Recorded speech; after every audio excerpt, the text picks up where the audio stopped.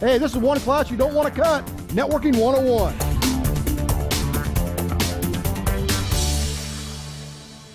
You know, one of the biggest questions that I got in India when I was doing some presentations was really, what is the difference between a LAN and a WAN?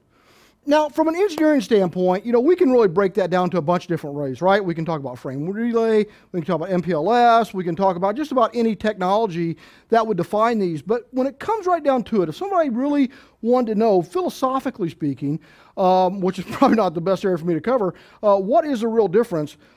What you're really looking at is that dividing line between area of responsibility. What am I 100% responsible for as a network engineer, and what is somebody else responsible for? And how do I control that other area, right?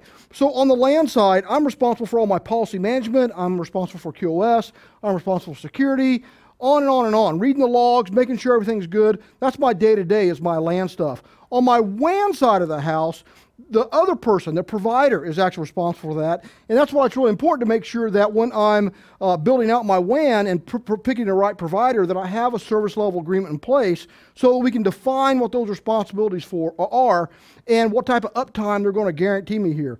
So really, in the end, the biggest difference is who's in charge of what. As the engineer, I'm really responsible for everything. That's my job, right? I'm responsible for LAN, I'm responsible for the WAN. But it's who do I go to? Where's my contact points? And where do I make sure that this is my equipment, this is their equipment? That's the LAN, that's the WAN. That's really all there is to it.